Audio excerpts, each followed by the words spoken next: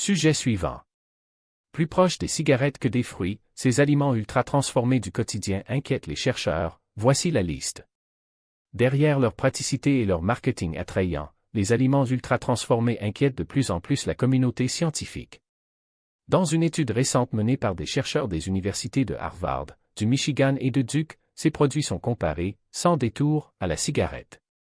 Selon ces travaux, les aliments ultra-transformés ne seraient pas de simples denrées modernisées, mais de véritables systèmes de consommation sophistiqués, conçus pour encourager la surconsommation. Autrement dit, ils partageraient davantage de caractéristiques avec le tabac qu'avec des aliments bruts comme les fruits et légumes. Pourquoi les chercheurs comparent les aliments ultra-transformés aux cigarettes des produits conçus pour stimuler la surconsommation? Pour les chercheurs, la ressemblance ne tient pas uniquement aux effets sanitaires, mais également aux mécanismes industriels à l'œuvre. À l'instar de l'industrie du tabac dans les années 1950, les fabricants d'aliments ultra-transformés utiliseraient des procédés visant à maximiser l'attrait et la répétition de consommation. Ainsi, ces produits ne seraient pas seulement transformés, mais optimisés pour influencer les comportements alimentaires. Ce processus rappelle, selon les auteurs, la manière dont les cigarettes ont été formulées pour accroître leur potentiel addictif. La comparaison peut sembler excessive, mais elle repose sur l'idée que l'environnement alimentaire moderne favorise des choix peu compatibles avec une alimentation équilibrée. Des arguments marketing jugés trompeurs. Les stratégies de communication sont l'autre point de convergence souligné par l'étude.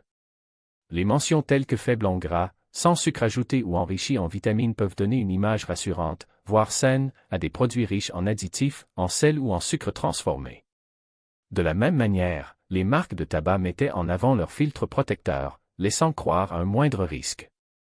Les chercheurs estiment que ces allégations entretiennent une confusion auprès du public. En effet, un produit peut afficher un argument nutritionnel positif tout en restant globalement déséquilibré. Un impact sanitaire massif est documenté. Les conséquences sanitaires constituent le cœur de l'alerte.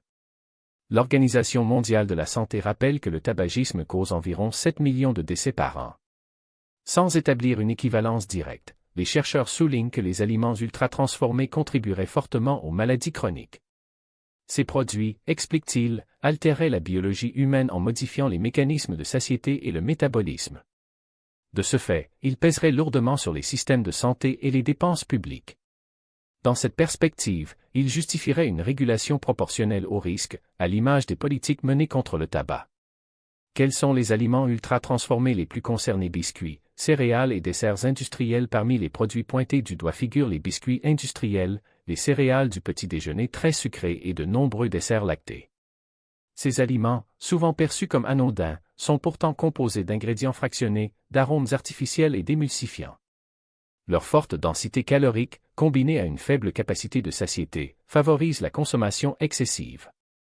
Plats préparés, nuggets et pains industriels. Les plats cuisinés prêts à réchauffer, les nuggets de poulet ou encore certains pains industriels font également partie de la liste, souligne CNews. Pratiques et souvent économiques, ils répondent aux contraintes de temps des ménages. Toutefois, leur formulation repose fréquemment sur des ingrédients reconstitués et des agents de texture. En conséquence, ces produits peuvent contenir des quantités élevées de sel, de sucre ou de graisse modifiée. Leur consommation régulière, surtout chez les enfants et les adolescents, contribue à un déséquilibre nutritionnel durable. Une consommation en forte hausse chez les jeunes. L'inquiétude est d'autant plus vive que la consommation d'aliments ultra-transformés progresse chez les plus jeunes. En septembre 2025, l'UNICEF alertait sur l'explosion de l'obésité infantile. En effet, pour la première fois, l'obésité dépasse la sous-nutrition chez les 5 à 19 ans. Les chiffres sont parlants avec 9,4 des jeunes sont obèses, contre 9,2 en situation de sous-nutrition. En 2000, ces proportions étaient respectivement de 3 et 13. Cette inversion historique illustre une transformation profonde des régimes alimentaires.